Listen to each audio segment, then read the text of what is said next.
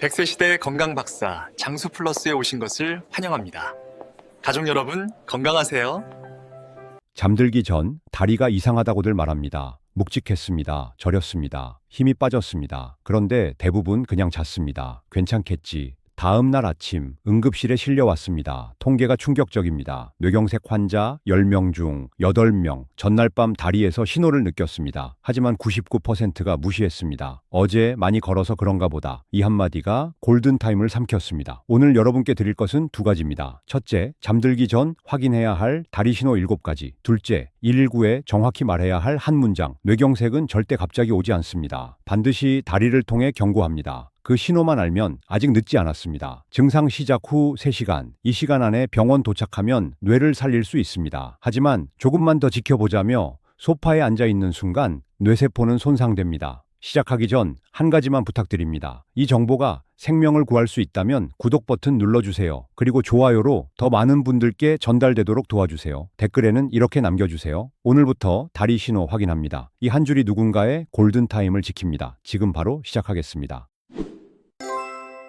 자, 핵심부터 드리겠습니다. 오늘 밤 잠들기 전 이 7가지를 반드시 확인하세요. 하나라도 해당되면 119입니다. 첫 번째 신호입니다. 계단을 올라갈 때 한쪽 다리만 유독 버거운 느낌이 듭니다. 평소엔 괜찮았는데 오늘은 이상합니다. 오른쪽 다리는 멀쩡한데 왼쪽만 계단 한 칸이 힘듭니다. 난간을 더 세게 잡게 됩니다. 이건 근력 약화가 아닙니다. 뇌에서 다리로 가는 명령이 약해지고 있습니다. 두 번째 신호입니다. 아침에 양말을 신을 때 한쪽 발의 감각이 둔합니다. 오른발은 천이 닿는 느낌이 선명합니다. 왼발은 뭔가 멀게 느껴집니다. 마치 발과 양말 사이에 두꺼운 막이 낀 것 같습니다. 손으로 만지면 느껴지는데 발로는 잘 안 느껴집니다.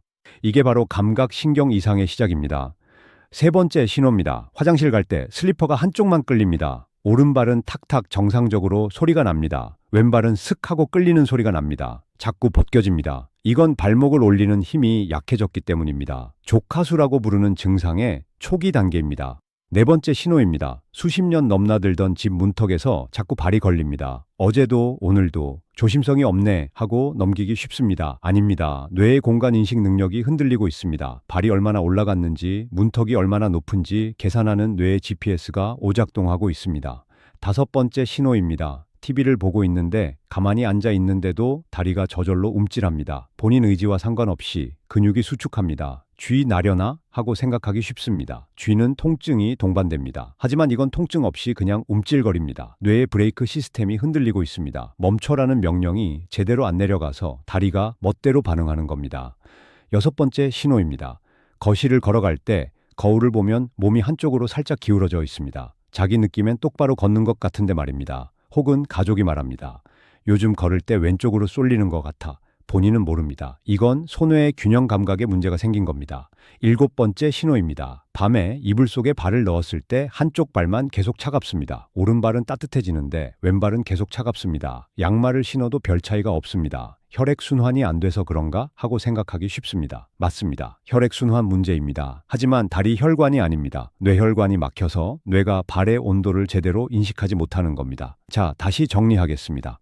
계단 오를 때 한쪽만 힘들거나 양말 신을 때 한쪽 감각이 둔하거나 슬리퍼가 한쪽만 끌리거나 문턱에 자꾸 걸리거나 다리가 저절로 움찔거리거나 걸을 때 몸이 한쪽으로 기울거나 한쪽 발만 계속 차갑거나 이 중 단 하나라도 해당됩니까? 그것도 양쪽이 아닌 한쪽만 그렇습니까? 그리고 어전을 갑자기 시작됐습니까? 그렇다면 지금부터가 중요합니다. 왜 하필 다리일까요? 왜 가슴이나 머리가 아닌 다리에서 먼저 신호가 올까요? 여러분의 뇌혈관을 30년 된 수도관이라고 생각해 보세요. 젊을 때는 깨끗합니다. 하지만 10년, 20년 지나면서 녹이 슬고 찌꺼기가 낍니다. 콜레스테롤, 염증 세포, 칼슘 덩어리. 이게 동맥경화입니다. 처음엔 10% 좁아집니다. 별 문제 없습니다. 그런데 40대, 50대 지나면서 30, 50, 70%로 좁아집니다. 그러다 어느 날 혈전 덩어리가 그 좁은 길을 막아버립니다. 이게 뇌경색입니다. 혈관이 막히면 우리 몸 어디가 먼저 반응할까요? 심장에서 가장 먼 곳, 바로 다리입니다. 뇌는 우리 몸의 사령탑입니다. 왼쪽 다리 앞으로, 오른쪽 발목 위로 모든 명령이 뇌에서 나옵니다. 그런데 뇌로 가는 혈관이 막히기 시작하면 명령 전달이 흐트러집니다. 마치 와이파이 신호가 약해진 것처럼. 그럼 어디가 먼저 느낄까요? 가장 멀리 있는 다리입니다. 뇌혈류가 조금만 불안정해져도 다리가 제일 먼저 알아챕니다.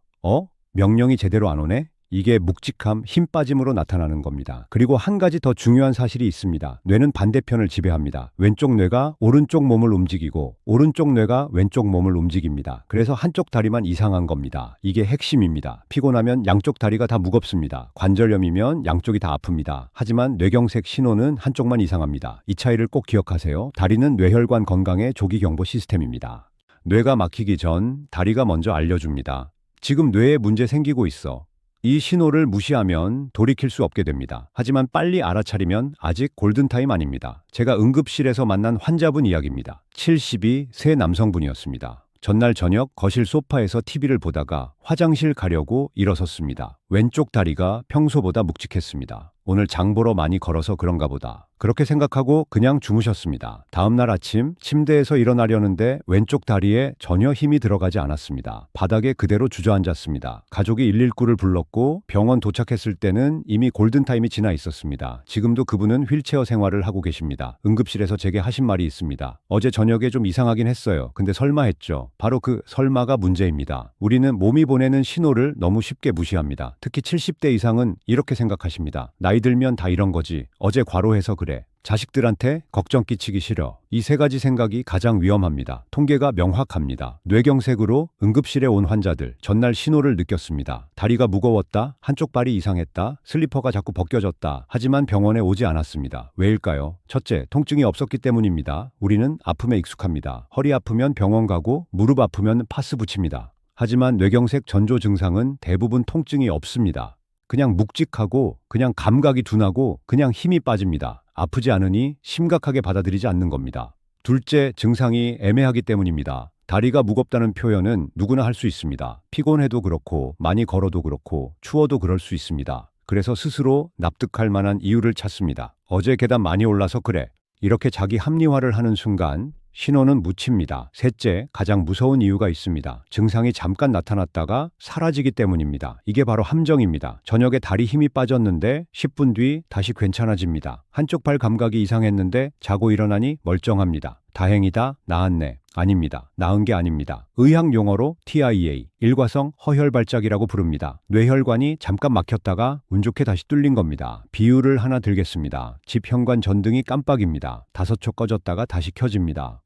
이상하네. 근데 다시 켜졌네. 괜찮네. 이렇게 생각하고 넘어갑니까? 아닙니다. 전선에 문제가 있다는 걸 압니다. 당장은 불이 켜져 있어도 언제 완전히 나갈지 모릅니다. 전기 기사를 부릅니다. TI에도 똑같습니다. 전등이 잠깐 꺼진 게 아닙니다. 뇌가 잠깐 멈췄다가 다시 켜진 겁니다. 그런데 사람들은 어떻게 합니까? 불 다시 켜졌네. 괜찮겠지. 아무것도 하지 않습니다. 그리고 이틀 뒤 완전히 나갑니다. 더 이상 켜지지 않습니다. TI의 무서운 점은 예고 기간이 짧다는 겁니다. 증상이 사라진 뒤 48시간 단 이틀입니다. 이 이틀 안에 10에서 15%가 진짜 뇌경색을 겪습니다. 5명 중 1명입니다. 그런데 대부분은 48시간을 그냥 집에서 보냅니다. 증상 사라졌는데 뭐 하러 병원 가? 이게 바로 생사의 갈림길입니다. TIA는 리허설입니다. 뇌가 여러분에게 보여주는 겁니다. 이틀 뒤에 이렇게 될 거야. 그런데 사람들은 리허설을 보고도 아무것도 안 합니다. 아닙니다. 본 공연은 반드시 옵니다. 그리고 그때는 돌아올 수 없습니다. 여기서 중요한 질문이 있습니다. TI와 진짜 뇌경색 어떻게 구분합니까? 답은 간단합니다. 구분할 수 없습니다. 증상만으로는 알 수 없습니다. 다리 힘 빠짐, 감각 이상, 말 어눌함.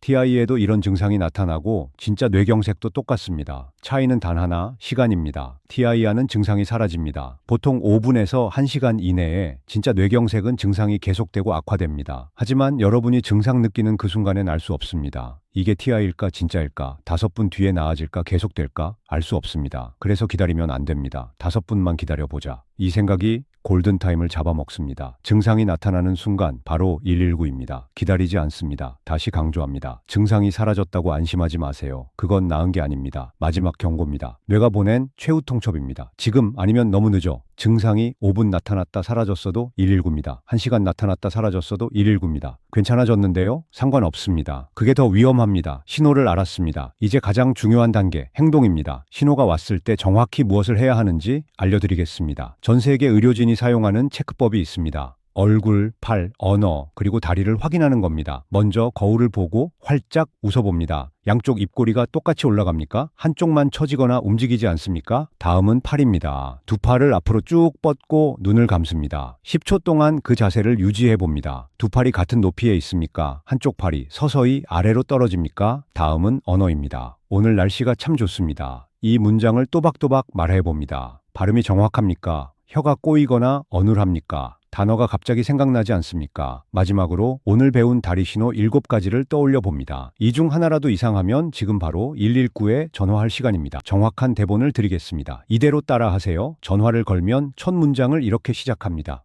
119입니까? 뇌경색 의심됩니다.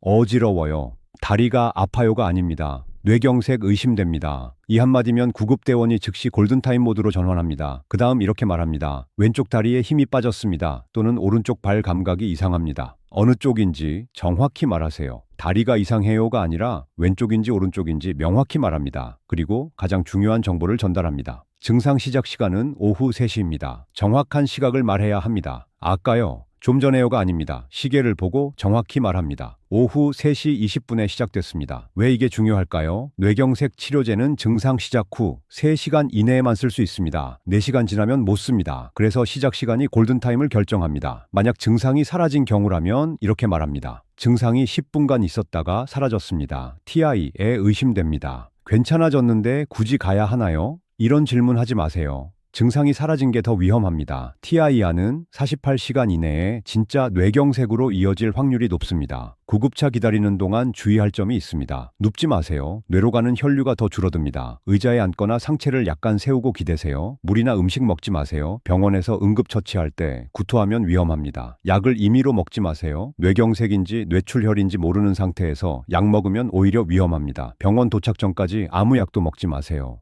구급차가 도착하면 구급대원에게 다시 한번 정확히 말하세요. 왼쪽 다리 힘 빠짐, 오후 3시 20분 시작. 병원 도착하면 의사에게도 똑같이 말합니다. 시간을 반복해서 강조하세요. 그 시간이 여러분의 뇌를 살립니다. 여러분, 오늘 배운 내용을 정리하겠습니다. 뇌경색은 갑자기 오지 않습니다. 반드시 다리를 통해 신호를 보냅니다. 다시 한번 외우세요. 계단 오를 때 한쪽만 힘들거나, 양말 신을 때 한쪽 감각이 둔하거나, 슬리퍼가 한쪽만 끌리거나, 문턱에 자꾸 걸리거나, 다리가 저절로 움찔거리거나, 걸을 때 몸이 한쪽으로 기울거나, 한쪽 발만 계속 차갑거나, 이 신호가 왔을 때 괜찮겠지 하지 마세요. 얼굴, 팔, 언어, 다리를 확인하고 119에 정확히 말하세요. 뇌경색 의심됩니다. 왼쪽 다리에 힘이 빠졌고 오후 3시에 시작됐습니다. 이 한 문장이 골든타임을 지킵니다. 메모지에 적어두세요. 냉장고에 붙여두세요. 특히 70대 이상 부모님이 계시다면 오늘 저녁 식사 자리에서 이야기하세요. 아버지, 다리 이상하면 바로 말씀하세요. 특히 한쪽만 그러면요. 이 대화 한마디가 생명을 구합니다. 오늘 이 영상이 여러분과 가족의 생명을 구할 수 있다면 구독 버튼 눌러주세요. 그리고 부모님, 형제, 지인들에게 이 영상을 공유해 주세요. 여러분이 누른 공유 버튼 하나가 누군가의 평생을 휠체어에서 구할 수 있습니다. 댓글로 남겨주세요. 7가지 신호 스크린샷 찍었습니다. 부모님께 공유했습니다. 오늘부터 체크하겠습니다. 여러분의 댓글 하나하나가 더 많은 분들께 이 정보를 전달합니다. 건강은 아무도 대신 지켜주지 않습니다. 여러분의 몸이 보내는 신호에 응답하는 것, 그것이 100세까지 두 발로 걷는 유일한 길입니다. 오늘부터 당장 시작하세요. 감사합니다.